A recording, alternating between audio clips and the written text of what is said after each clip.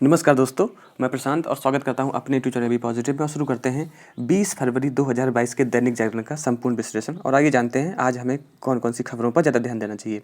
तो सबसे पहली खबर है, अफगानिस्तान से गुलाम कश्मीर के रास्ते कश्मीर पहुंचे अमेरिकी यात्री। तो अभी आपको पता ही है कि अफगानिस्तान में तालिबान का राज आ गया है और वहाँ पर उन्होंने अब ताकतवर तरीके से मान लीजिए या ये बोल मान लीजिए कि अपने गन पॉइंट के बल पे अमेरिका को वहाँ से खदेड़ दिया है या अमेरिका को वापस जाने पे मजबूर कर दिया है। तो वहाँ पर बहुत सारे छोटे-छोटे जो हथियार थे, अत्याधुनिक हथियार थे अमेरिका के, वो वहाँ उनसे छूट गए हैं और वो हथियार अब अ, थ्रो जो पीओके है, पाक ऑक्युपाइड कश्मीर है या गुलाम कश्मीर है, उसके तहत अपना जो इंडियन ऑक्युपाइड कश्मीर है, वहाँ पर आ रहे हैं और वहाँ पे आतंकवादी गतिविधियाँ फैला रहे हैं। तो एक ये खबर है। आगे बढ़ लेते हैं। आपको पता है चुनावी माहौल चल रहा है। पंजाब और उत्तर प्रदेश के आज 176 सीटों पर मतदान होगा। का भा सॉरी काफ़ी कुछ डिसाइड होगा इस चुनाव में। बाकी जो बिडेन जो अमेरिकन राष्ट्रपति, उन्होंने कहा है कि ये अगले हफ्ते रूस करेगा हमला। ये क्या है, आप मतलब खगोल शास्त्री, वेद शास्त्री बन गए हैं अभी, उन्हें सब पता है कि आने आने वाले भविष्य में क्या होगा। तो एक खबर है बस आपके साथ ऐसी। अब यहाँ पर ये खबर थोड़ी सी इंपॉर्टेंट है। चुनाव घोषणा पत्र पर पार्टियों को जवाबदेह बनाने के लिए याचिका। होता है ना कि सब लोग अपना एक घोषणा, जब से जैसे चुनाव आते हैं तो हर एक पार्टी अपना एक घोषणा पत्र बनाती है कि हम इन मुद्दों को लेके इस बार चुनाव लड़ रहे हैं। बट कभी मैक्सिमम टाइम पे ये होता है कि वो अपने इस उन वादों को पूरा नहीं करते हैं। तो इसके ऊपर एक याचिका दायर की गई सुप्रीम कोर्ट में। बोला गया कि जो ऐसे वादे मतलब जो देते हैं, घोषणा पत्र जो होता है, अगर उसके तहत काम नहीं हो पाता है तो उन दलों का चुनाव चिन्ह जब्त कर दें या उन पर कार्रवाई करें। इस तरीके की याचिका दायर की गई है। देखते हैं इसमें इसका जब मतलब क्या निर्णय लेती है हमारी जो सुप्रीम कोर्ट है। इसके बाद नेक्स्ट खबर जो है वो है पंजाब, वही है, कर्नाटक में हिजाब पहनकर जो छात्राएं पहुंची थी उनको कॉलेज से निलंबित कर दिया गया है। अभी ये प्रकरण बहुत दिन तक चलेगा। हमें हर तरीके की न्यूज़ आती रहेंगी कि हिजाब के लिए ये हो गया, हिजाब में ये हो गया। चलिए आगे बात कर लेते हैं एक अच्छी खबर की। तो ग्राम पंचायतें भी बना पाएंगी बिजली, और अगर ग्राम पंचायतें बिजली बना रही हैं तो उसको बेच भी सकेंगी। अब हमारे दिमाग में ये आएगा कि जो ग्राम पंचायतें हैं वो बिजली बनाएंगी कैसे। तो वैसे बहुत सारे तरीके हैं बिजली बनाने के। अगर ऐसा कोई ग्राम पंचायत है जहाँ पर जो रिवर फ्रंट्स वगैरह हैं या ऐसे झरने वगैरह हैं जहाँ पे वो उत्पाद कर सकते हैं, या आपको पता ही आजकल सौर ऊर्जा है उसके तहत, या पवन ऊर्जा है, ये मतलब इंस्टॉलेशन लगा सकती हैं ग्राम पंचायतें अपने पंचायत में। और जो एनर्जी हो ऊर्जा बिजली होती है वो अपनी ग्राम पंचायत को भी दें, अगर एक्स्ट्रा होती है तो वो बेच भी सकते हैं। इसके लिए लोन बैंकों से बहुत मतलब ऊर्जा उत्पादन के लिए बैंकों से लोन भी बहुत ईजी वे में मिल जाएगा ग्राम पंचायत को। एक पर्सनल मतलब इंडिविजुअल इंसान की बात नहीं कर रहे हैं यहाँ पे, ग्राम पंचायत की बात हो रही है। और ये कहा किसने है, केंद्रीय जो पंचायती राज मंत्री हैं गिरिराज सिंह ने बताया कि इस तरीके से ग्राम पंचायत कर सकते हैं। तो ये एक अच्छी खबर है और काफ़ी मोटिवेट होगा ग्राम पंचायत इस चीज़ से, क्योंकि उनको फिर बेचने को जब चीज़ें मिलेंगी तो उनके पास कहीं ना कहीं मॉनिटरी पावर रहेगी, पैसे की पावर रहेगी, उनको पैसा प्राप्त कर किया जा सकता है। तो वो उस चीज़ के लिए और आगे से और अच्छे से काम कर सकते हैं। बाकी खालिस्तान समर्थक 4 उग्रवादी सोनीपत में गिरफ्तार। खालिस्तान क्या है, बोला जाता है, ऐसा माना जाता है कि जो सिख समुदाय है वो चाहता है कि एक अलग से राष्ट्र बने जिसका नाम वो खालिस्तान रखें। तो इस ये खबर थी। बाकी बढ़ लेते हैं आगे। पेज नंबर 2, राष्ट्रीय राजधानी में तो कहा गया है, आम आदमी पार्टी के पक्ष से बोला गया है कि जिसे वे आतंकवादी कह रहे हैं उसने 12,430 स्मार्ट कक्षाएं बनाई हैं। तो सीएम खुद मतलब केजरीवाल बोल रहे हैं ऐसा। तो ये लगा रहता है राजनीति में, कभी किसी को कोई आतंकवादी, कभी किसी को कोई कमज़ोर दिमाग का, ऐसे ही होती रहती हैं। हमें उन बातों पर ज़्यादा ध्यान नहीं देना है। बाकी कोरोना की तीसरी लहर में ठीक होने का जो परसेंटेज था वो 99.20 था, बहुत ही ज़्यादा था। मतलब तीसरी लहर में इतना कुछ खास हुआ नहीं और आने वाली लहरें भी हमें कोई प्रभावित नहीं करेंगी। बाकी एक यहाँ पर ये खबर है, सुप्रीम कोर्ट ने कहा है कि पुलिस अधिकारियों की दया पर नहीं छोड़ा जा सकता आपराधिक न्यायतंत्र। क्या होता है कि जैसे कभी किसी एक केस को मान लीजिए कि किसी पुलिस अधिकारी ने पकड़ा है और फिर उसको कोर्ट के सामने पेश किया गया। तो जब कोर्ट के सामने पेश किया जाता है तो उस पुलिस अधिकारी को भी वहाँ जाना होता है, क्योंकि उसने पूरी जांच की है, उसने पूरा प्रकरण देखा है। बट कभी कभी क्या होता है कि पुलिस अधिकारियों आपस में होता है कि हाँ ठीक है तुम मत जाओ, बड़े जो अफसर होते हैं, मैं टैकल कर लूँगा, मैं देख लूँगा। तो बोले कि इस तरीके से आपकी जो दया पात्रता चल रही है ना, इससे काम नहीं होगा। न्यायतंत्र में पुलिस विभाग का उतना ही मतलब इम्पोर्टेंट रोल है जितना कि न्यायपालिका का। आपको आना है और उसमें लापरवाही करके कि नहीं, लापरवाही कर दो, मामलों को ठंडे बस्ते में डाल देते हैं, ऐसा बिल्कुल नहीं होगा। आपको कोई भी अगर न्याय प्रणाली हो रही है, प्रक्रिया चल रही है, तो उसमें जो भी व्यक्ति इम्पोर्टेंट है उसके लिए क्या कहते हैं, उस केस के लिए उसको वहाँ पहुँचना होगा। तो ये खबर थी। बाकी इतिहासकार संपत पर आरोप से जुड़े पत्र के प्रकाशन पर रोक। आपको पता ही है, मैंने कल आपसे डिस्कस किया था कि वीर सावरकर जी की जीवनी लिखी है जो हमारे इतिहासकार हैं विक्रम संपत जी ने, और इन्होंने कहा है कि कम्युनिटी ने वीर सावरकर को डिफेम करने की बहुत कोशिश की थी, उनको बुरा साबित करने की बहुत कोशिश की थी, तो उसके खिलाफ एक याचिका दायर की है और उसको बोला गया कि इसको प्रकाशित कीजिए, तो वहाँ पे रोक लग गई। तो ये एक मुद्दा था, मुझे लगा कि आपसे बता देना चाहिए। बाकी मर्सिडीज कार से भिड़ी ट्रक से भिड़ी 2 की गई जान, तो देख रहे हो आप कितना भयावह सीन है। और हम तो यही कहेंगे कि आप 2 व्हीलर, 3 व्हीलर, 4 व्हीलर, 1 व्हीलर या आप पैदल जा रहे हैं तो अपने आसपास के माहौल को और अपनी गति को बिल्कुल ध्यान में रख के चलाएं। और आपकी जान आपके लिए ही नहीं, आपके पूरे परिवार और आपके पूरे चाहने वालों के लिए बहुत ज़रूरी है। तो इस चीज़ का ख्याल रखें और हमेशा मतलब होता नहीं है कि सावधानी पूर्वक कहीं भी अगर आप पैदल भी जा रहे हैं या किसी सवारी से जा रहे हैं तो उसका ध्यान दें। बाकी एक यहाँ पे अगर अच्छी पहल आई है, लुटियंस दिल्ली में पेड़ों पर लगा QR कोड, मिलेगी पूरी जानकारी।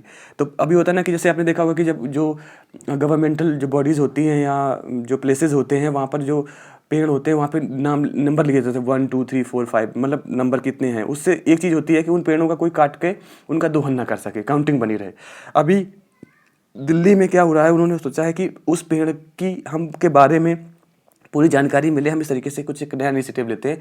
तो उन्होंने क्या किया कि QR कोड बनाया, उस QR कोड में उस पेड़ की पूरी जानकारी, क्या क्या जानकारी होगी, उस पेड़ के की GPS लोकेशन की कहाँ है वो, QR कोड जैसे स्कैन करेंगे ये डेटा आ जाएगा। पेड़ की अनुमानित उम्र कितनी है, पेड़ का वैज्ञानिक नाम और उसका सामान्य नाम क्या है, उसकी लंबाई और आकार क्या है, पेड़ का स्वास्थ्य कैसा है, पेड़ को कहाँ लगाना चाहिए कहाँ नहीं लगाना चाहिए, पेड़ की 5 तस्वीरें होंगी जिससे पत्ते फूल सारे सब तरीके का उसका, तो ये चीज़ें उसके साथ होंगी QR के साथ।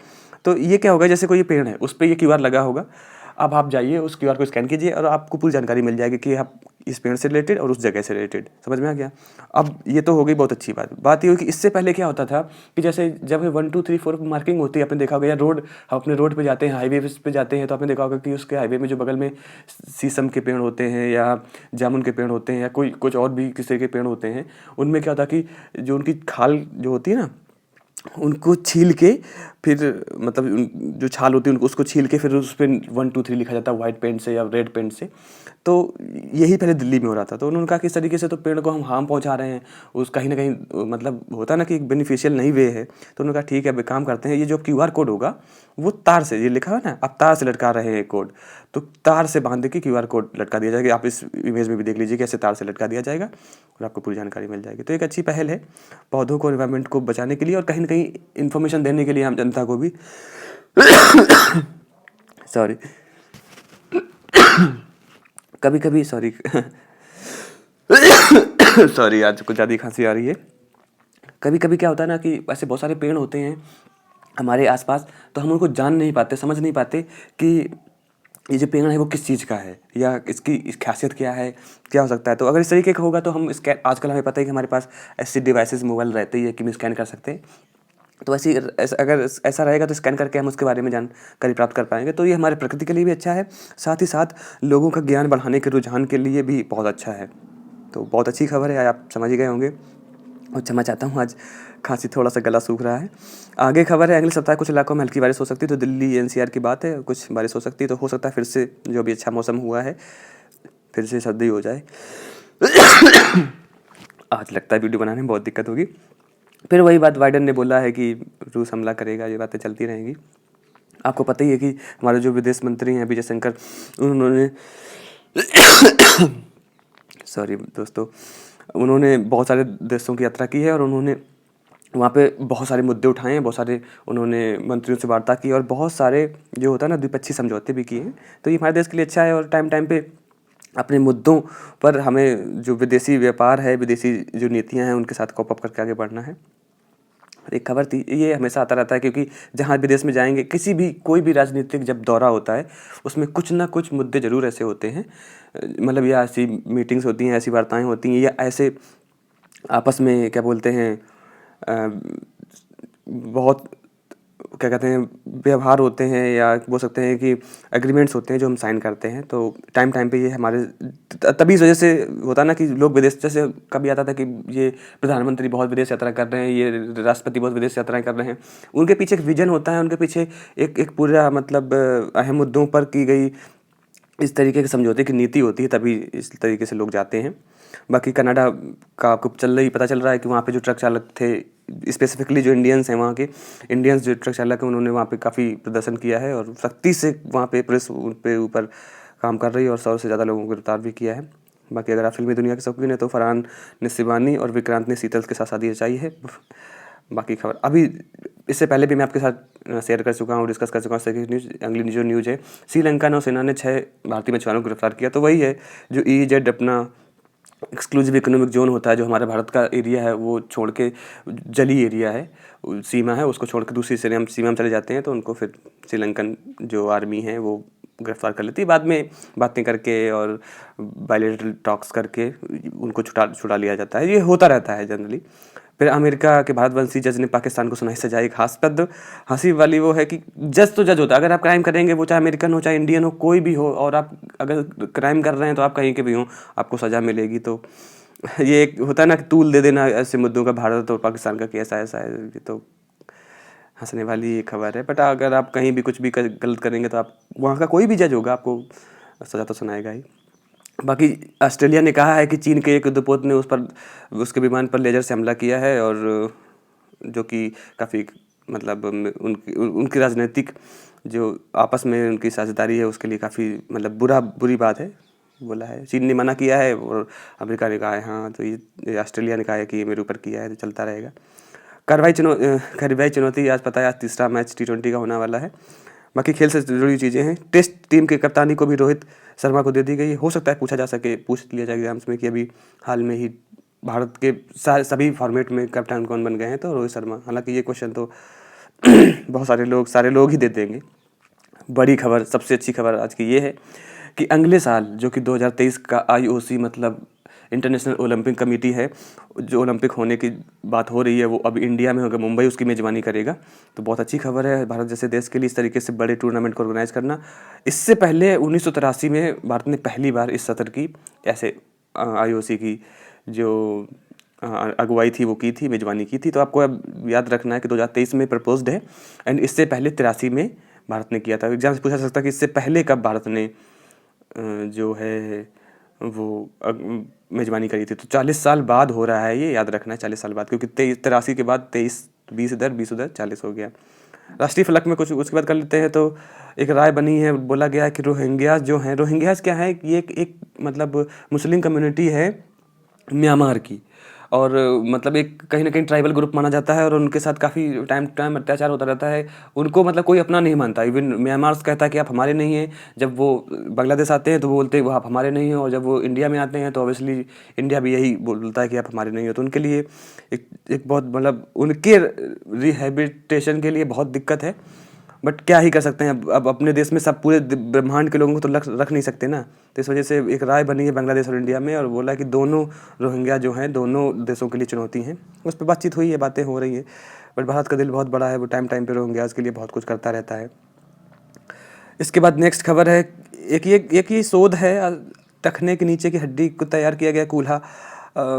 मुझे भी समझ में नहीं आया कि ये किस वजह से, एक साइंटिफिक टर्म है। अगर एग्जाम पर्सपेक्टिव से देखें तो हमारे लिए कभी ज़रूरत नहीं होगी इस चीज़ का।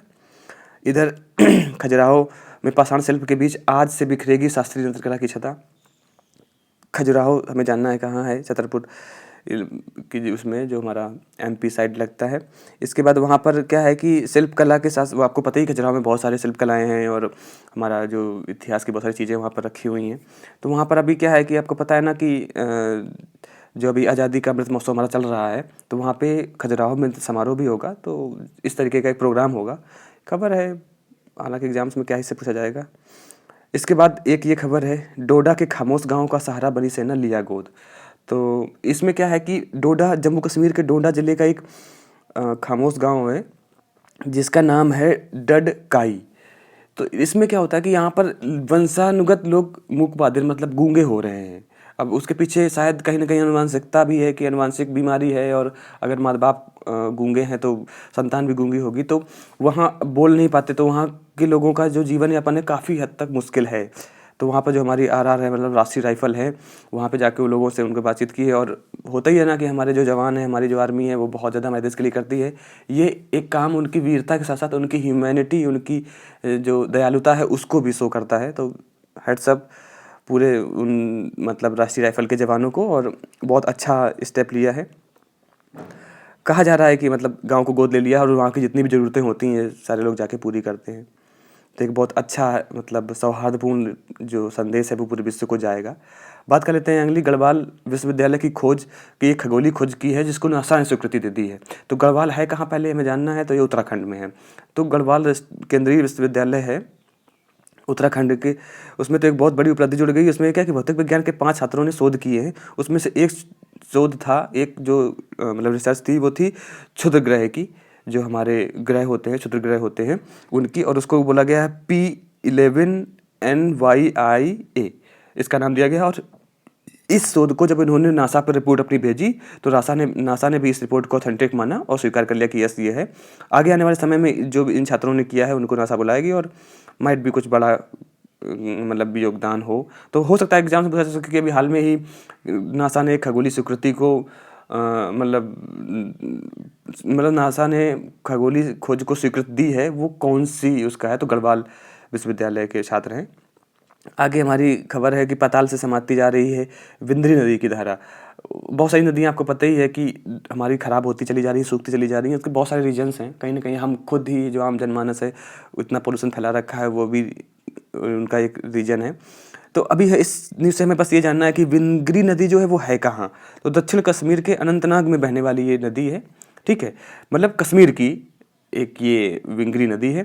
इसके बाद ये झेलम की सहायक नदी है, याद रखना है कि झेलम की सहायक, क्योंकि पूछा जा सकता है कि विंगरी नदी कहाँ है, क्या है, तो झेलम, क्योंकि इस तरीके की जब खबरें आती हैं ना, करंट अफेयर हमारे यहीं से बन जाते हैं। तो आप याद रखिएगा विंगरी नदी कहाँ की है, अनंतनाग मतलब जम्मू कश्मीर की है, एंड ये झेलम नदी की सहायक नदी है। आगे बढ़ लेते हैं आजकल। तो आज के दिन मतलब 20 फरवरी 1947 को ही ब्रिटेन के तत्कालीन प्रधानमंत्री क्लेमेंट एटली ने कहा था कि भारत को 30 जून 1948 तक हम ब्रिटेन की गुलामी से आज़ाद कर देंगे। तो आज का दिन हमारे लिए बहुत अहम हो जाता है, क्योंकि इसी दिन तय हो गया था हमें 1947 में कि हमको आज़ादी अब मिल जाएगी। एंड एक और खबर है कि अंटार्कटिका पर कदम रखने वाली पहली महिला बनी थी मिकेल्सन। 1935 में आज के ही दिन जो डेनमार्क की कैरोलिन मिकेल्सन थी, आज के दिन अंटार्कटिका में पहुंची थी और रखा था। तो फर्स्ट लेडी थी जिन्होंने अपने मतलब कदम रखे थे, और इनके नाम पर अंटार्कटिका में एक पहाड़ी का नाम भी रखा गया है, मिकेल्सन जो पहाड़ी है उसको इनके नाम पे रखा गया। तो ये 2 ऐसी खबरें थी जो आपके साथ थोड़ा सा एंटरटेनमेंट के लिए और जानकारी के लिए हो सकता है। बाकी एक ये शोध है अवसाद व अल्जाइमर के जेनेटिक संबंध। देखिए, अवसाद मतलब होता है आदमी टेंशन में नहीं रहता है कि बहुत ज़्यादा तनावपूर्वक, वो अवसाद की स्थिति होती है। और अल्जाइमर होता है लोगों की याददाश्त कम होना।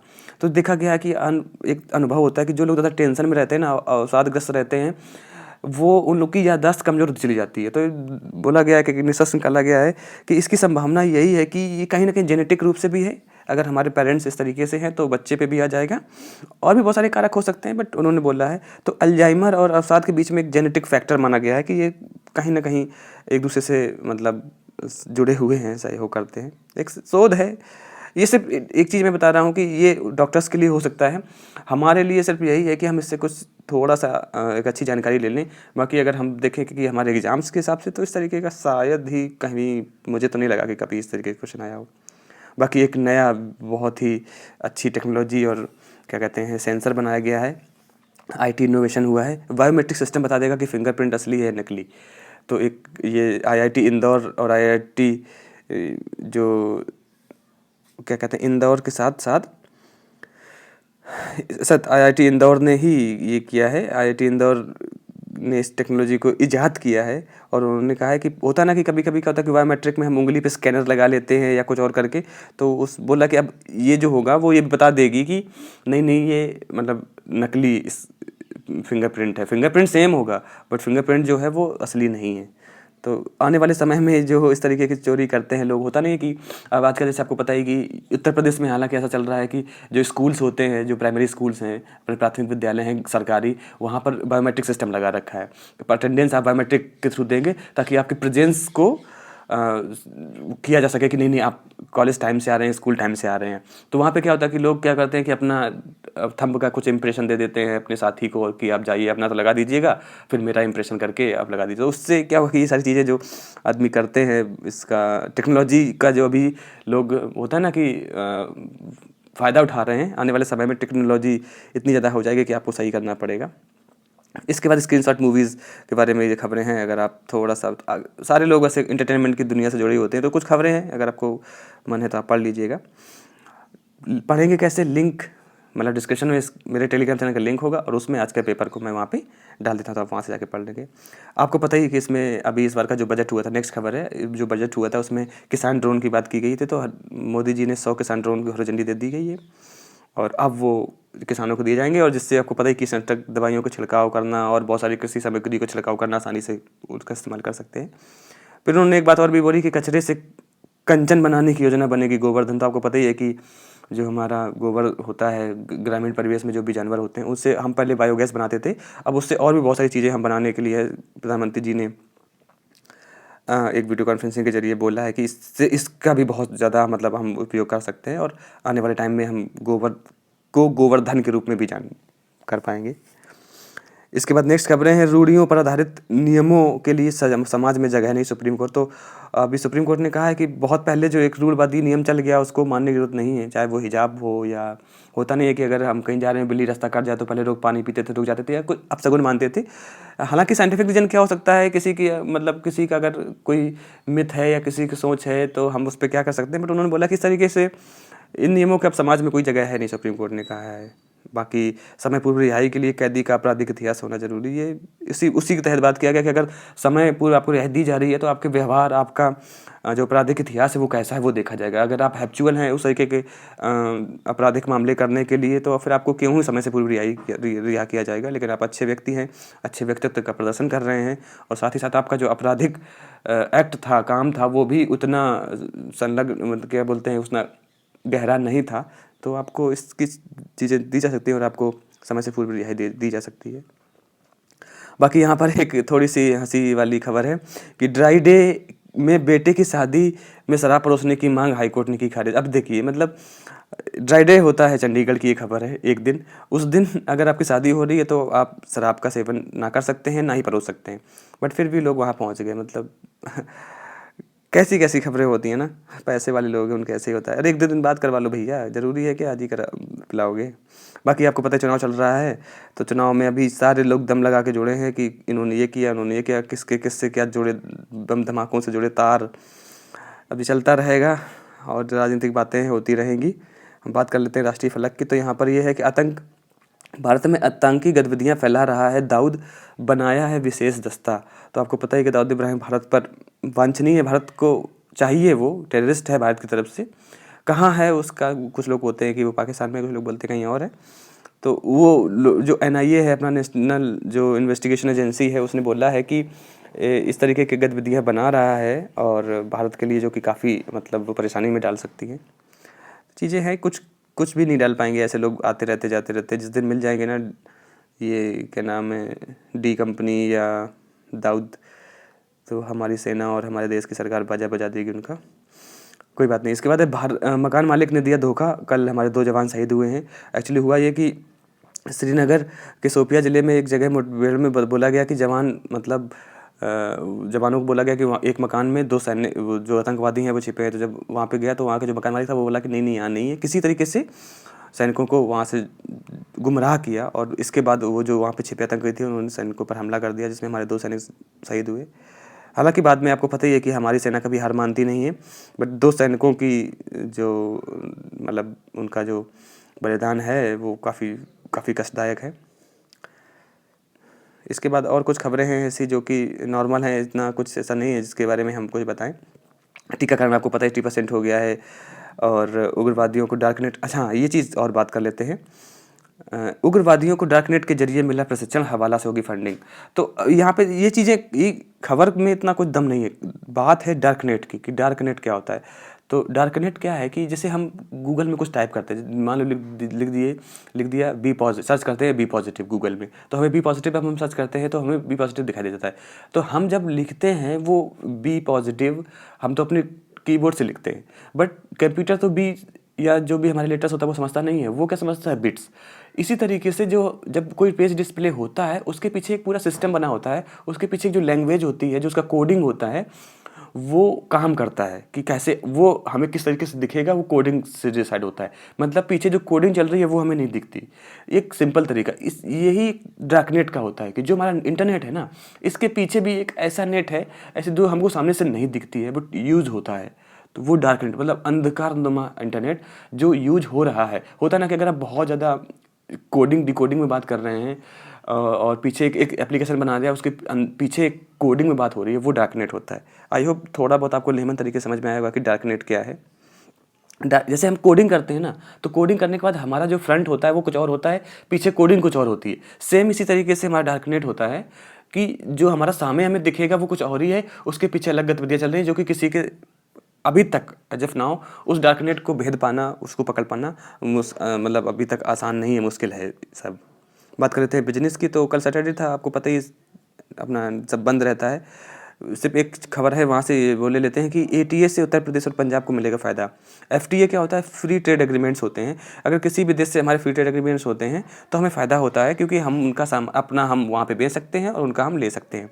भारत और मतलब कि हमारे जैसे हम कुछ बेचेंगे मान लीजिए, तो वहाँ पे वो लोग हम हमारे पैसे मतलब सामान पे कोई टैक्स नहीं लगाएंगे। तो अभी भारत और यूएई के बीच में समझौता हुआ है, जिसमें जम्मू कश्मीर में राह बनी है कि बहुत कुछ वहाँ पे निवेश करेंगे। बाकी और सारी नॉर्मल खबरें हैं, ऐसा कुछ है नहीं। बंगाल में बजट को लेकर ये हो रहा है, कहीं कुछ हो रहा है। बाकी ये साप्ताहिक राशिफल है, अगर आप इन चीज़ों को मानते हैं तो प्लीज़ देख लीजिएगा कि आपका राशिफल क्या क्या कहता है। स्क्रीनशॉट ले लीजिएगा, अगर ऐसा है तो आप इसको पढ़ सकते हैं पूरे सप्ताह आपका कैसे रहने वाला है। बाकी ये अगर बात करते हैं विचार में, तो विचार में भी कुछ इस तरीके के आजकल खास विचार नहीं आ रहे हैं, और आज के उसमें तो बिल्कुल नहीं है। बाकी आपको पता है कि हाल में ही बच्चों को भी हेलमेट लगाना मैंडेटरी कर दिया गया है।